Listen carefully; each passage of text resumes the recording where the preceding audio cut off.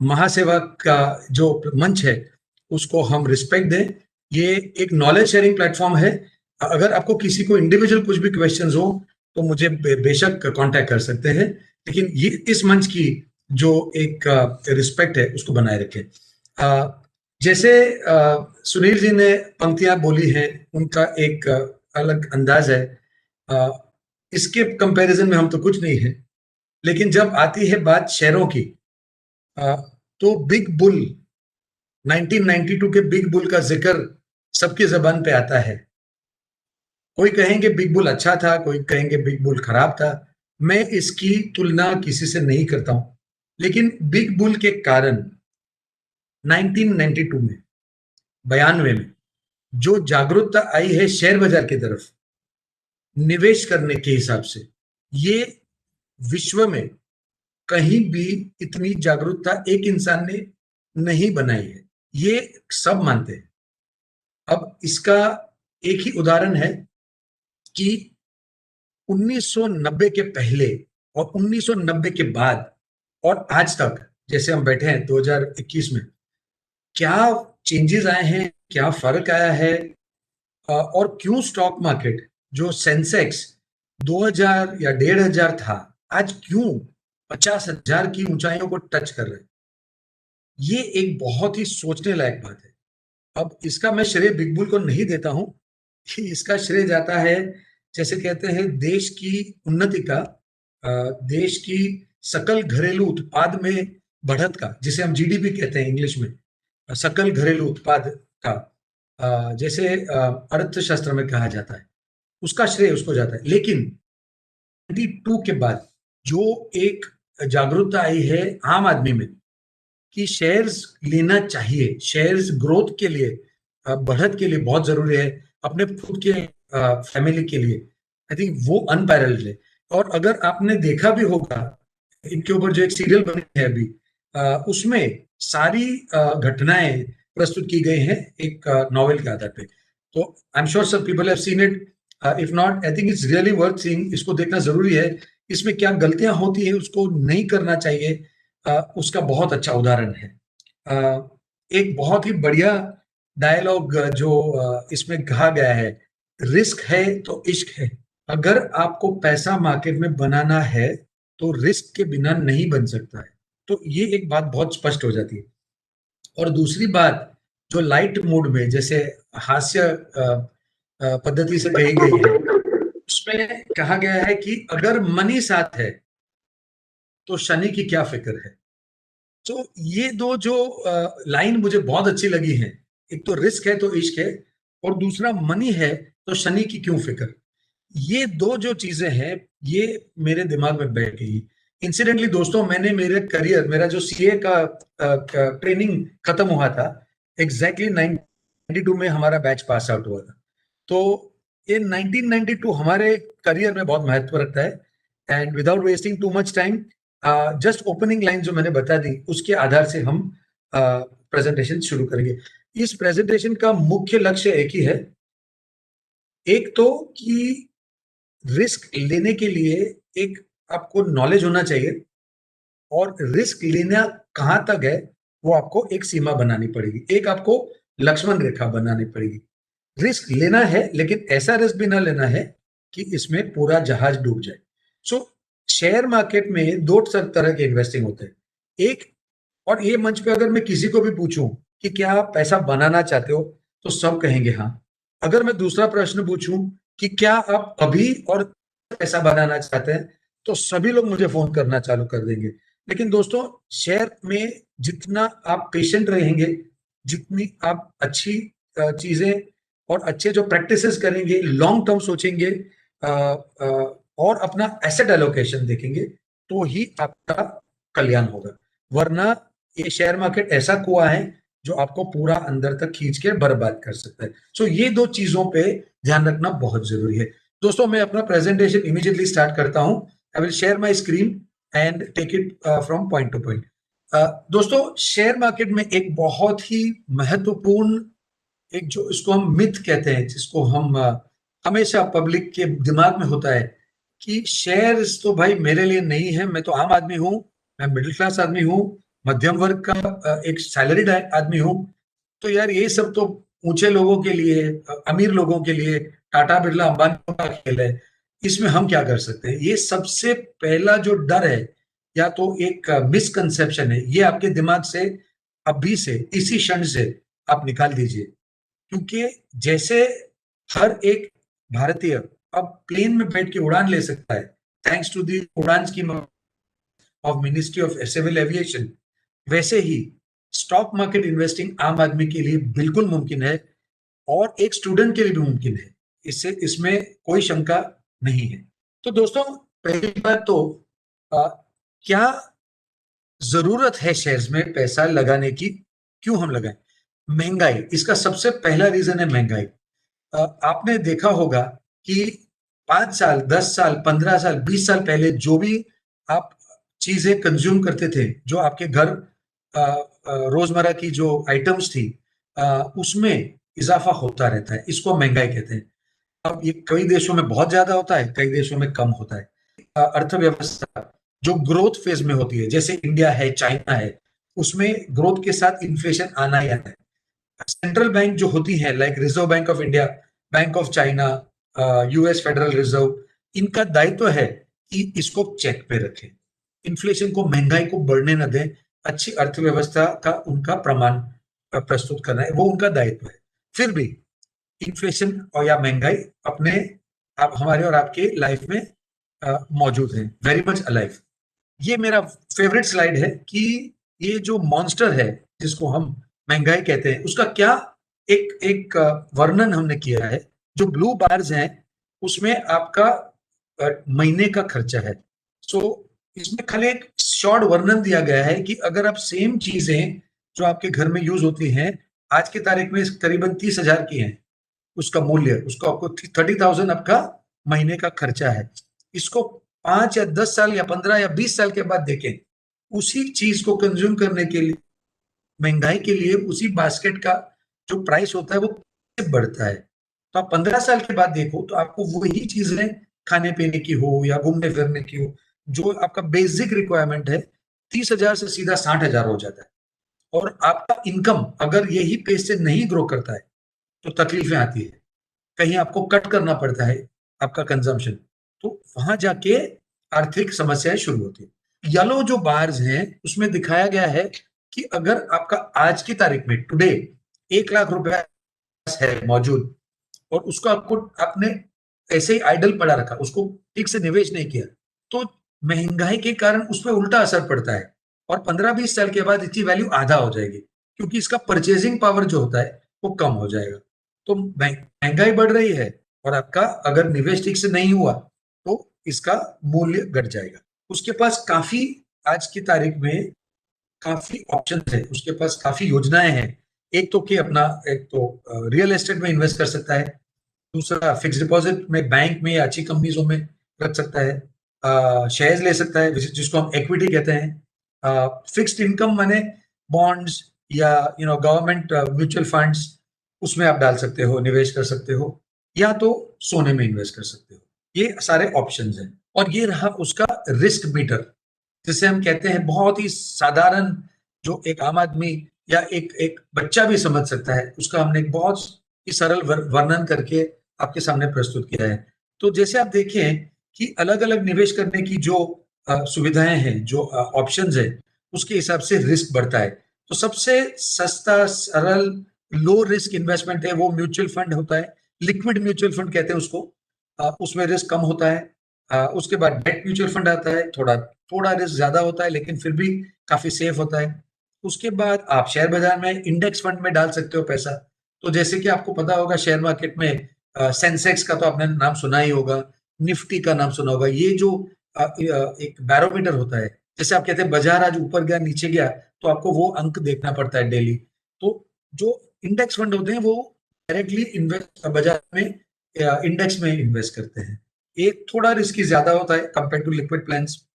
उसके बाद आते हैं बैलेंस फंड्स, जिसमें डेट और इक्विटी दोनों मिक्स होते हैं। उसके बाद आते हैं जो सिर्फ शेयर बाजार में पैसा डालते हैं, आपका पूरा का पूरा, अगर आपने 100 रुपया दिया है वो वहीं पे डाल देगा। तो उसमें अपसाइड और डाउनसाइड सबसे ज्यादा रिस्की होता है।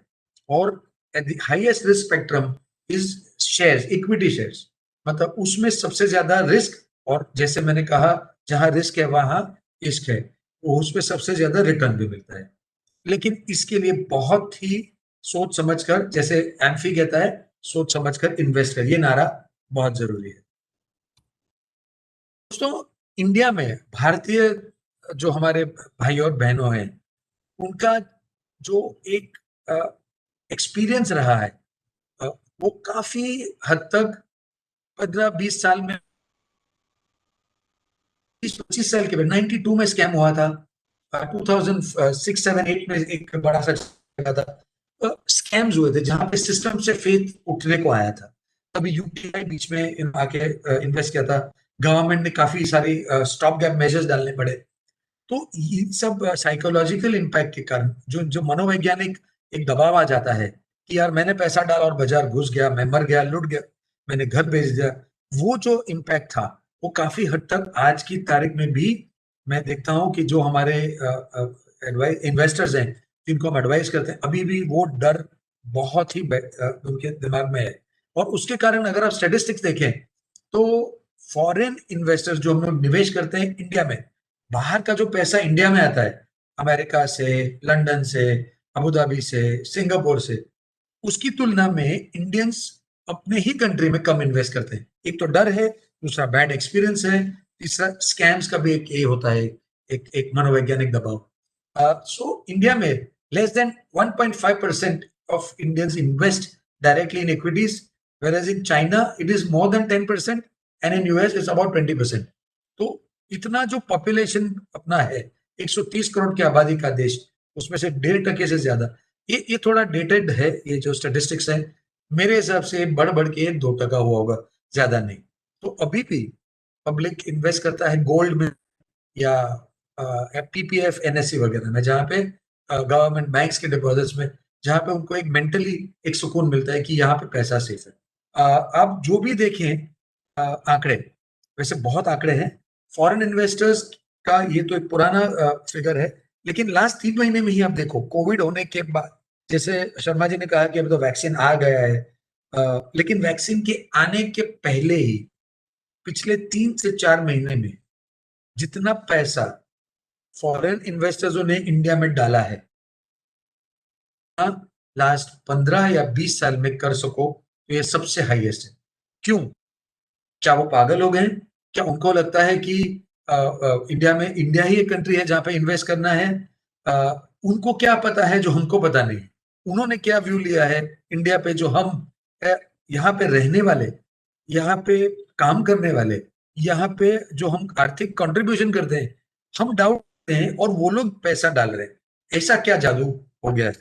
तो ये सब पे हम बात करेंगे आज, और इसके ज्यादा अलावा भी कि इक्विटी में लॉन्ग टर्म, जो मेरा जो स्लाइड है वो कहता है कि इक्विटी जो best long term growth option. अगर आपको पैसा नहीं चाहिए अगले 3, 5, 10 साल के लिए, अगर वो पैसा आप धीरे धीरे बाजार में लगाएं अच्छी स्कीमों में, तो ये ग्रोथ के सब, ग्रोथ बोले तो आ, आ, आपकी जो सेविंग्स है उसको बढ़ने के लिए ये बेस्ट ऑप्शन है। तो इसका एक अच्छा सा वर्णन है, बहुत ही आंकड़ों के साथ, कि 4 बार्स हैं, और उसमें हमने ये कहा है एक एक तरीके से कि अगर पिछले 25 साल में अगर आपने हर साल 1 लाख रुपए डाला होता, 4 अलग-अलग बकेट्स में। पहला बकेट है सेविंग्स अकाउंट, दूसरा है फिक्स्ड डिपॉजिट, जो येलो बार है वो है कंपनी फिक्स्ड डिपॉजिट, और तीसरा बार है शेयर्स। तो अगर आपने हर साल 1-1 लाख रुपए, मतलब 25 लाख जमा अपनी तरफ से, तो अगर आपने खाली बैंक पड़ा रखा होता तो उसका मूल्य आज करीबन 43 लैक्स, 43 लाख होता। बिकॉज उसमें आपको पता है 2 या 2.5% इंटरेस्ट मिलता है, बस वो धीरे धीरे उतना ओके, आज की तारीख में अराउंड 43 लैक्स होता था। वही पैसा अगर आपने बैंक फिक्स डिपॉजिट में लगाया होता तो करीबन आपको 83 लाख रुपए आपके जमा होते एज योर फाइनल बैलेंस। वही अगर आपने अच्छे कंपनी में या पीपीएफ में या अच्छी स्कीमों में लगाया होता, थोड़ा बढ़ के करीबन 95 लैक्स, 95 लाख होता। लेकिन अगर आपने अच्छे शेयर्स चुन के, अच्छे म्यूचुअल फंड चुन के डाले होते हैं तो करीबन 2 करोड़ के आसपास। आंकड़े हैं जो ऑलरेडी हो चुके हैं, ये फैक्ट्स है, ये कोई मनगढ़ंत कहानी नहीं है। तो इन्वेस्टिंग करने के लिए ये नहीं सोचना चाहिए कि कल सुबह उठते ही मेरा शेयर जो मैंने लिया है या मैंने म्यूचुअल फंड लिया है, कल कितना ऊपर होगा। इसको ऐसे सोचना चाहिए कि अगर थोड़ा-थोड़ा भी मैं इन्वेस्ट करता हूँ, तो मुझे लॉन्ग टर्म में मेरे गोल्स मीट करने के लिए, मेरी आशाएँ फुलफिल करने के लिए एक ऐसा इंस्ट्रूमेंट मुझे चाहिए जो धीरे-धीरे ग्रो करेगा। ऊपर भी जाएगा, नीचे भी जाएगा, वो मार्केट कंडीशन पे डिपेंड करता है, लेकिन फेथ रख के ये मेरा कैपिटल ग्रो होना चाहिए, मेरी पूंजी बढ़नी चाहिए। अब इसके ऊपर 2 मिनट अगर हम इसमें समय बिताएँ, तो मैं अपने विचार इसमें विमर्श करना चाहता हूँ। देखिए, शेयर्स क्या होते हैं, इसको समझना बहुत। शेयर ये नहीं होता है जो कल ऊपर जा रहा है बिकॉज़ एक अरशद मेहता या कोई केतन पारेख या कोई भी स्पेक्युलेटर या कोई खरीद रहा है उसके लिए ऊपर। उसको उसको हम ट्रेडिंग कहते हैं, मोमेंटम कहते हैं। शेयर ऊपर जाते हैं, उतने नीचे भी आते हैं। कई बार हम यही भूल कर देते हैं कि जो शेयर ऊपर जाता है, वो हमको अच्छा लगने लगता है। लेकिन उसके पीछे कंपनी क्या है, वो समझना बहुत ज़रूरी है। लेकिन उसके भी पहले अर्थशास्त्र में एक इसे जैसे कहते हैं हम टॉप डाउन व्यू, अ, ये लेना बहुत ज़रूरी है। टॉप डाउन दोस्तों ये होता है कि एक राष्ट्र है, एक नेशन है, उसका उसका अस्तित्व क्या है? या क्या वो डेवलप्ड कंट्री है जैसे जर्मनी, फ्रांस, यूके?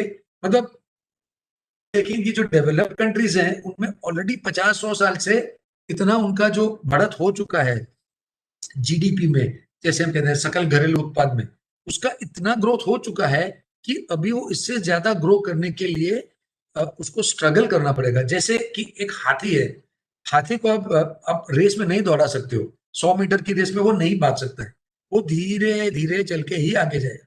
लेकिन अगर एक चीता है, वो तेज भाग सकता है। यंग है, इंडिया, चाइना, एशिया, वो यंग नेशंस है। उनकी जो हमारी जो पॉपुलेशन है, आधे से ज्यादा पॉपुलेशन 25 साल के अंदर है, दे आर यंग। यही पॉपुलेशन कल जाके एडुकेट होके वर्क फोर्स में ग्लोबली पूरे विश्व भर में अपना नाम कमाएंगे, सिर्फ इंडिया में नहीं। तो अगर आप अर्थशास्त्र के हिसाब से देखें, तो इंडिया का जो टॉप डाउन जो व्यू कहते हैं हम, compare to developed economies, Japan ले लो, नॉर्थ यूके ले लो, उसकी तुलना में अगले 10, 20, 25 साल की अगर आप एक फोरकास्ट करें, तो ये बहुत ही ब्राइट है उसका फ्यूचर।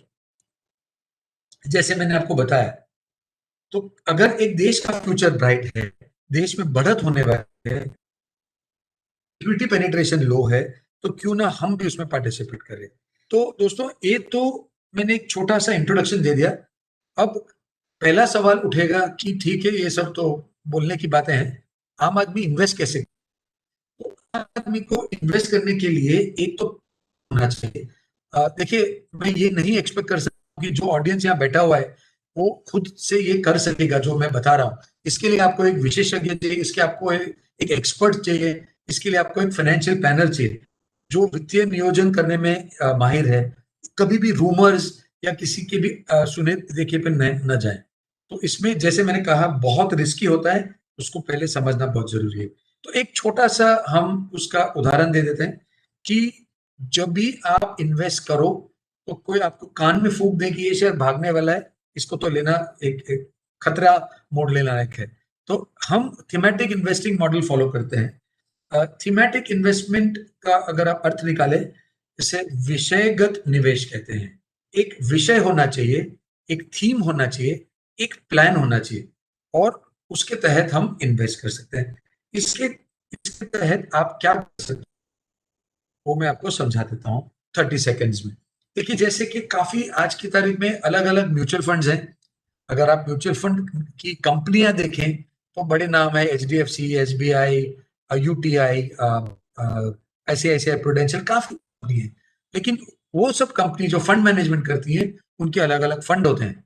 और अगर आप सही मायने में अगर आप उसको एक किसी एक्सपर्ट की हेल्प से आप देखें, तो एक एक कंपनी 100 या 150 या 50 या 100 फंड्स चलाते हैं अलग अलग टाइप के। तो इसमें से कौन सा फंड सिलेक्ट करो, वो फंड एक थीम पे, एक विषय के हिसाब से उन्होंने क्रिएट किया होता है।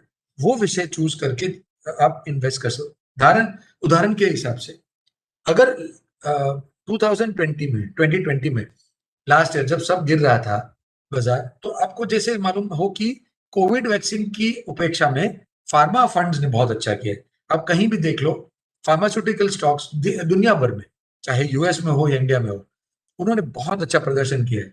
सो अब अगर आपने डिसाइड कर लिया कि फार्मा में इन्वेस्ट करना है 2020 में, तो वो बन गया आपका विषय, थीम, तो आप फार्मा फंड में डाल लो। अगर इस साल आप कॉल ले रहे हो कि भैया अभी तो सब ठीक हो रहा है, इंफ्रास्ट्रक्चर में बूम आएगा, तो इंफ्रास्ट्रक्चर थीम सिलेक्ट कर लो, इंफ्रास्ट्रक्चर फंड में डाल दो, तो वो एक थीम हो गया। ये मैं सिर्फ एक उदाहरण दे रहा हूँ, ये मैं आपको, I am not recommending that you do it, एक उदाहरण जैसे दे रहा हूँ।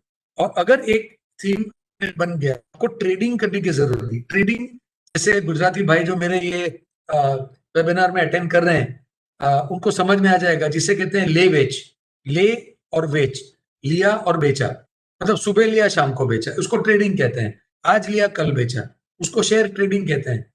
इसमें ज्यादा बुद्धि लगाने की जरूरत नहीं है। वो मोमेंटम के हिसाब से जो चार्टिस्ट हैं, वो अपना अपना अपना टिप्पणी दे देते हैं। काफी ऐसे मॉडल्स भी बने हैं, लेकिन इसके विषय में आज हम बात नहीं करेंगे, क्योंकि जैसे मैंने कहा, वो एक अलग ही स्किल सेट है, चार्ट्स देखने का, मोमेंटम इंडिकेटर्स देखने का। तो खाली सफाइस टू से कि थीमेटिक इन्वेस्टिंग, विषयगत निवेश, ट्रेडिंग से अलग है, बहुत ही अलग है। ये स्लाइड जो बताता है आपको कि, जैसे मैंने आपको जैसे बताया, सो सेक्टोरल इन्वेस्टिंग और थीमेटिक इन्वेस्टिंग, इसका डिफरेंस है। जैसे एक मैंने आपको फार्मा का एग्जांपल दिया, ये अगर आपको पता होगा, 4 या 5 साल पहले एक राइजिंग मिडिल इनकम क्लास करके थीम आया था। इसके विषय में बहुत बातें हुई थी कि जैसे आप इंडिया की तुलना करें, भारत की तुलना करें चीन से या यूएस से, या देखिए, एक चीज तो बहुत जरूरी है जानना कि इंडिया में अगर आप इन्वेस्ट खुद कर रहे हो भारतीय की तरह, आपको फिर भी ग्लोबल इन्वेस्टर की तरह सोचना पड़ेगा। और हम तो, जैसे सुनील जी ने कहा, हमारा इसमें काफी एक्सपीरियंस रहा है, तो उसके लिए हम आपको उसी की तरह गाइड कर रहे हैं। जैसे जीडीपी ग्रोथ होता है, जैसे मिडिल इनकम वाले जो हमारे जो व्यक्ति हैं, as they go up on wealth stream, जैसे जैसे प्रोग्रेस होता है, जैसे जैसे नए नए इंडस्ट्रीज आते हैं, नई नई सर्विसेज आती है, वैसे इनकम ग्रो करते हैं, अपनी जो आय है वो बढ़ती है। अब आप कहोगे यार, मैं उसकी बात नहीं कर रहा हूँ, व्यक्तिगत आय की बात नहीं कर रहा हूँ, मैं GDP, gross total domestic product जो कहते हैं, सकल घरेलू उत्पाद, उसकी बात कर रहा हूँ। जैसे ये बढ़ता है, कभी कभी ऐसे हो जाता है कि फसल बहुत अच्छी हो जाती है, 2 या 3 साल कंटिन्यूअसली मानसून अच्छा रहता है, तो जो गांव की जो इनकम होती है, जिसे हम ग्रामीण आय कहते हैं, उसमें बहुत जोर से बढ़त आ जाती है। अब इसका एडवांटेज लेने के लिए अलग शेयर या अलग थीम्स खेलनी पड़ती है। ये हाउसिंग इंफ्रास्ट्रक्चर खेलने के लिए अलग थीम। सो जैसे में हमने ये फ्लैग्स बताए हैं, ये उदाहरण है कि जिससे हमने, और स्टॉक मार्केट वाले एडवांटेज सोच समझ के इसका एडवांटेज ले सकते हैं। तो दोस्तों, आगे चल के कौन से थीम रेलेवेंट रहेंगे? जो हो गया वो हो गया, इसका तो मतलब शेयर भी ऊपर गया, हमने लिया नहीं, या लिया होगा हो गया। हमारे हिसाब से 4 या 5 बहुत ही महत्वपूर्ण जो विषय है, इसके ऊपर ध्यान देना चाहिए, जिसके शेयर्स लेने के पहले। एक तो डिमांड रिबाउंड और रिकवरी। जैसे 2020 में आपने, हम सब घर पे बैठे थे, हाथ पे हाथ धरे, कोई किसी ने वेबिनार्स किए, किसी ने सोशल सर्विस किया, किसी ने घर से काम किया, लेकिन शादियां नहीं हुई, ट्रैवल नहीं हुआ, होटल में खाना बंद हो गया, पार्टियां नहीं हुई, तो डिमांड कम हो गया। अब हमने जो खर्चा नहीं किया, उसका अर्थव्यवस्था पे बहुत जोर से असर पड़ा। होटल लॉस में जाने लगे, एयरलाइंस उड़ना बंद हो गई, कितनों के जॉब गए हैं। ये सब जो नेगेटिव हुआ था, क्या आपको ये नहीं लगता है कि वैक्सीन आने के बाद यही जो भी पेंट अप डिमांड है, जिसे हम कहते हैं कि जो हम नहीं कर पाए, वो हम दुगने जोर से करेंगे ये सब, भले अपने हिसाब से करेंगे। जिसको लंदन जाना है वो लंदन की टिकट काटेगा, जिसको ताजमहल जाना है वो ताज की टिकट काटेगा, एक नहीं 2 बार जाएगा, अलग 2 वेकेशन करेगा। इसे कहते हैं डिमांड रिकवरी। जिसको अपनी गाड़ी बदलनी थी क्योंकि पुरानी हो चुकी थी, जिसको अपना स्कूटर बदलना था लेकिन नहीं निकल पाया क्योंकि बाहर जाने की सुविधा अलाउड नहीं था, वो इस साल इसे कहते हैं डिमांड रिबाउंड। जो अगले साल नहीं हुआ था ये इस साल में होगा। दूसरा होगा इंपोर्ट सब्स्टिट्यूशन, जो हम आयात करते हैं, कितना माल है, बाकी देशों से माल आता है। जैसे आपने सुना होगा मेक इन इंडिया और आत्मनिर्भरता का बहुत जोर से नारा चल रहा है। एक तो क्लासिक एग्जांपल है डिफेंस में, कि जो भी हम अपना डिफेंस की सामग्री खरीदते हैं या स्पेयर पार्ट खरीदते हैं, तो मेक इन इंडिया प्रोग्राम के तहत आत्मनिर्भर होने की आकांक्षा से एक बहुत जोर से पहल शुरू किया गया है। अगर इंपोर्ट सब्स्टिट्यूशन बंद हो जाएगा तो हमारी देशी कंपनियां वो सब माल बनाएंगी, और वो जो कंपनियां माल बनाएंगी उससे उनका फायदा होगा। अगर वो कंपनी के हम शेयर्स लें तो हमारा फायदा होगा, क्योंकि उनके शेयर्स में over a long period of time बढ़त होगी। जो कंपनियां गवर्नमेंट सेक्टर की हो या प्राइवेट सेक्टर की हो, जो जिनको कॉन्ट्रैक्ट्स नहीं मिलते हैं, वो उनको चांस है। अब कौन सी कंपनी को मिलेगा वो आप और मैं तो जान नहीं सकते, उसके कारण एक बास्केट खरीद के जो अच्छी कंपनीज है, जो पोजीशन है, उसको हम खरीद सकते हैं।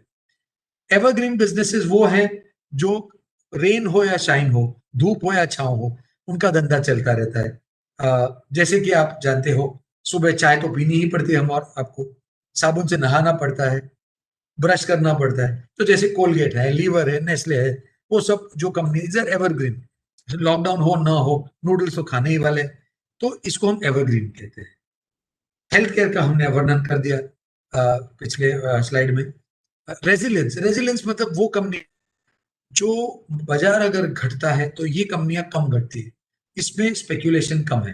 तो एक उदाहरण दिया है कि आगे चल के इनमें से किसी या कोई और स्कीम में और विषय के लिए अगर हमने सोचा और थोड़ा रिसर्च किया तो हम उसमें अच्छा सा निवेश कर सकते हैं। So I'll just skip these slides because these are just explaining the same thing that I had mentioned. So अब आते हैं कि अगर तो मान के चलिए कि हम सब बहुत ही पॉजिटिव हैं, हमारी सोच बहुत पॉजिटिव है इंडिया की तरफ, इंडिया की ग्रोथ की तरफ, अर्थव्यवस्था की ओर, बजट अच्छा आ सकता है, ग्रोथ ओरिएंटेड। तो क्या किया जाए, आम आदमी कर क्या सकता है? अ, तो दोस्तों इसमें शेयर्स की बात करें तो मेरा सुझाव ये रहेगा कि पहले तो आप म्यूचुअल फंड रूट है उसको आप अपनाएं। म्यूचुअल फंड्स भी अलग अलग किस्म के आते हैं, अलग अलग परफॉर्मेंस होते हैं, अलग अलग रिस्क फैक्टर्स होते हैं। म्यूचुअल फंड्स में भी अलग अलग, जैसे हमने आपको पहली स्लाइड में दिखाया रिस्क मीटर में, अगर आपको स्टेडी रिटर्न्स चाहिए तो वो भी म्यूचुअल फंड्स है, और आपको थोड़े ज्यादा रिस्क वाले चाहिए तो बैलेंस म्यूचुअल फंड्स है, और अगर आपको फुल इक्विटी पार्टिसिपेशन करना है तो इक्विटी म्यूचुअल फंड्स है। और दोस्तों equity mutual funds, thanks to SEBI, ministry of finance and overall the focus of the government, mutual funds have very very low value. अगर आज एक आदमी अगर उसको 500,000 रुपए पे डालना है, डाल सकता है शुरुआत करने के लिए, तो वो एक तो बहुत ही अच्छा साधन है। अ, सकते हो। दूसरा एक बहुत ही महत्वपूर्ण प्लेटफॉर्म शुरू हुआ है, जिसे हम स्मॉल केस कहते हैं। हमारी कंपनी चलाती है वो, और उसमें म्यूचुअल फंड की तरह थीमेटिक पोर्टफोलियो, जैसे हम कहते हैं विषयगत निवेश की जो हमने बात की है, तो उसी की तरह हमने छोटे छोटे पोर्टफोलियो बनाया है, जो आप हमारी वेबसाइट पे जाके देख सकते हो। आप देखोगे कि ethicaladvisors.smallcase.com पे अगर आप जाएं तो उसमें आपको सारा इंफॉर्मेशन मिल सकता है। जैसे मैंने कहा, तीसरे पॉइंट में जो मैंने पॉइंट किया है कि आज से लेके multi decadal opportunity Indian share बाजार में उपलब्ध है। We are at this point poised, and I will go on record to say this, that we are standing at the same juncture in history। वही मोड़ पर खड़े हैं इतिहास में शेयर बाजार के हिसाब से, जैसे हम 1992 के पहले थे। 1990 अर्थव्यवस्था थी भारत की, बहुत ही नाजुक थी। एक बिग बजट रिफॉर्म आया था फाइनेंस मिनिस्ट्री से, और उस बजट ने या तो उस सोच ने एक दिशा दी थी इकोनॉमी अनलॉक करने की, इकोनॉमी ओपन करने की। तब तक इंडिया में निवेश ज्यादा नहीं होता था उसका। तो दोस्तों बजट रिलेटेड नहीं थी, बजट में अनाउंस हो गई थी। इसका मतलब ये नहीं कि हर बजट में कुछ ना कुछ धमाकेदार होगा। सो प्लीज, ये तो मैं पहला डिस्क्लेमर डाल दूं। लेकिन बजट के साथ साथ डॉक्टर मनमोहन सिंह जी ने ये घोषणा की थी, और उसके बाद एक पॉजिटिव उन्होंने जो घोषणाएं की थी, वही मोड़ पर हम, ये मतलब नहीं है कि ये बाजार एक साल में डबल हो जाएगा। मैं इस समय जो हम मोड़ पे खड़े हैं, अब देखो, लास्ट ईयर 2020 में पूरा क्या नाम इकोनॉमी का, सभी सभी अर्थव्यवस्थाओं में तहल महल मचा था। ऊपर से लॉकडाउन के कारण पूरा केओस हो गया। यूएस इकोनॉमी में भी बहुत जोर से गिरावट आ गई थी। और यूएस इकोनॉमी, जैसे दोस्तों आपको पता होगा, इंडिया की इकोनॉमी आज करीबन $2 ट्रिलियन की हो चुकी है। लेकिन यूएस की इकोनॉमी, जैसे आपको पता होगा, उससे कई ज्यादा ऊपर है। चाइना आप देखें तो $14 ट्रिलियन है। US is almost $40 trillion. India is just $2 trillion. But even US economy में एक जोर से गिरावट आई थी। यूएस, यूके और डेवलप्ड कंट्री जो भी सेंट्रल बैंक्स हैं, उनके जो बैंकर्स हैं, उन्होंने एक रिकैपिटलाइजेशन प्रोग्राम किया था लीमन ब्रदर्स की कोलैप्स के बाद। आज की तारीख में लोग क्या कर रहे हैं कि स्पेंडिंग करने के लिए वो लोग स्टिम्युलस दे रहे हैं। हर एक आदमी के खींचे में $600 दे रहे हैं कि भाई जाके आप खर्चा करो। आप खर्चा करोगे तो जो कंपनियां माल या सर्विसेज बना रही है, उनका उद्धार होगा और इकोनॉमी ऊपर आएगी। एक तरीके से उसको बूस्ट दे रहे हैं। इंडिया ने अभी तक वो नहीं किया, हमारे आरबीआई ने वैसा नहीं किया है। तो क्या ये बजट के बाद आरबीआई क्या स्टैंड लेगी? आरबीआई कैसे इकोनॉमी को धक्का देगी एक जंप स्टार्ट देने के लिए? जैसे आपकी गाड़ी बंद हो जाती है, एकदम जंप स्टार्ट देना पड़ता है। तो एक आकांक्षा बनती जा रही है बाजार में कि कुछ ना कुछ फ्री ये करेंगे। ये एक रहस्य है, ये हमको बजट के बाद ही पता चलेगा। बजट से लिंक्ड भी नहीं है। एक्चुअली आप देखें तो पिछले 2 साल में या 3 सालों में वैसे ही काफी इंडिया की काफी स्टेप्स लिए हैं, जैसे कि पर्सनल इनकम टैक्स में कटौती की है। फार्म इनकम डबल करने के लिए, फार्मर्स की इनकम को डबल करने के लिए स्टेप्स उठाए गए हैं। आधार बेस्ड जो एक मनी ट्रांसफर है कि पैसा लीक ना हो, जिसके खाते में जाना चाहिए वही। तो बहुत सारी पहले ऑलरेडी ले चुकी है गवर्नमेंट। आगे क्या उनका रवैया होगा इंफ्रास्ट्रक्चर बूस्ट करने के लिए, या रियल एस्टेट को? जैसा आप देखो, महाराष्ट्र गवर्नमेंट ने भी स्टैंप ड्यूटी में बहुत जोर से कट किया था अक्टूबर में, कि हाउसिंग डिमांड बढ़े, उसका अफोर्डेबिलिटी बढ़े। आप देखो तो बिल्डर्स को अभी और भी इंसेंटिव्स दे गए हैं। जो प्रीमियम उनको भरना पड़ता था कंस्ट्रक्शन करने के लिए, उसको 50% कटा दिया है। तो ऐसी काफी एम्यूनेशन होती है, ऐसे काफी शस्त्र होते हैं स्टेट गवर्नमेंट और सेंट्रल गवर्नमेंट के हाथ में। इसको अनदेखा नहीं करना चाहिए। उसको सेकंड गेस करने की भी जरूरत नहीं है, लेकिन एक ध्यान बन जाता है कि जो भी होगा अच्छा होगा। तो दोस्तों, ethicaladvisors.smallcase.com एक साधन है, आप वहां पे जा सकते हो। अलग अलग उसमें पोर्टफोलियोज है, उसको आप कर सकते हो। Just to give some examples, उदाहरण के हिसाब से हमने एक मेटल्स बास्केट बनाया है। आप देखिए कि जैसे भी इंडस्ट्रियल ग्रोथ आता है, अगर इकोनॉमी में बूस्ट होता है, तो स्टील, सीमेंट, मेटल्स, उसकी तो जरूरत पड़ती है। जब रेलवे लाइन बढ़ती है, आप देखो इंडिया में हाई स्पीड रेल तो छोड़ दो, आपको कितने सिटीज में, जैसे आपको पता है कि मेट्रो चल रही है, और कितनी किलोमीटर की मेट्रो है। अगर आप इसकी तुलना चाइना से करें, चाइना के पास 20 हाई स्पीड रेल कॉरिडोर्स हैं। आप मेट्रो तो भूल ही जाओ, हर एक सिटी में मेट्रो डाल देते हैं वो लोग। हाई स्पीड रेल तो अलग ही टेक्नोलॉजी है। और इंडिया में कितनी है? तो अगर आज से 10 साल में अगर इसको हम कैचअप करेंगे, तो कितना स्टील, कितना सीमेंट, कितना कॉपर, कितना ये जाएगा, आप अंदाजा भी नहीं लगा सकते। तो जैसे मैंने कहा है, India economy it has to catch up. तो एक तो मेटल्स का एक हमने एक अच्छा सा पैक बना के रखा है। ये रेजिलिएंट पैक है, जिसमें फार्मा, एफएमसीजी वगैरह शेयर्स डाले हैं। इसके ये स्लाइड्स में जस्ट एग्जांपल के तौर पे काफी hastily I will just move. Dependables हैं जो जिसका हमने वर्णन किया है। एक पोर्टफोलियो है जहाँ पे डिपेंडेबल स्टॉक है, जैसे कि अच्छे एफएमसीजी शेयर्स, अच्छे बैंक्स वगैरह वगैरह। और दोस्तों ये एक हमारा फेवरेट है जिसको हम पॉकेट मनी इन्वेस्टिंग कहते हैं, जो आम आदमी के लिए बहुत ही सरल और बहुत ही लाभदायक है। इसमें हमने अच्छे खासे शेयर्स जो हैं, जो कम प्रमाण के हैं, जो स्मॉल वैल्यू कहते हैं, लेकिन बहुत अच्छी कंपनियां हैं मिड कैप में, या तो इवन गोल्ड ईटीएफ, वो भी हमने डाले हैं। तो ये पैक अगर आपको कोई खरीदता है, तो इसका तो मतलब आप 10 या 12 हजार से भी आप शेयर्स का इन्वेस्टिंग कर सकते हैं। तो ये रहा हमारा एक स्नैपशॉट जिसमें हमने डिस्कस और उसकी महत्व, उसका जो महत्व है हमारे पोर्टफोलियो में। दूसरा कि शेयर्स बहुत रिस्की होते हैं, इसको बहुत सोच समझ के इन्वेस्ट करना पड़ता है। उसके साधन क्या है जो हमने, और उसका रिस्क क्या है, हमने रिस्कोमीटर दिखा दिया, और इसके क्या क्या एवेन्यूज है। आई will just conclude saying that whatever you do, you should be spending time. You should not try to time the market. ऊपर गया तो लो, नीचे गया तो ले लो, वो सब बेकार की बातें हैं।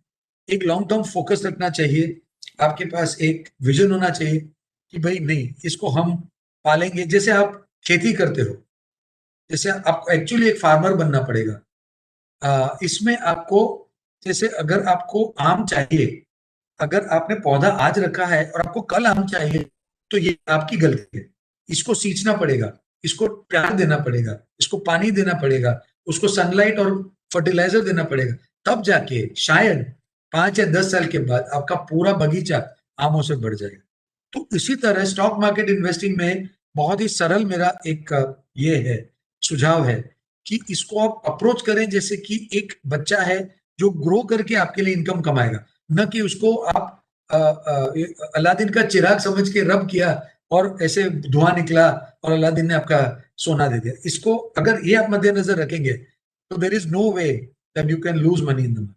मैं अपना प्रेजेंटेशन समाप्त करता हूँ, and I will throw open the floor for question answers.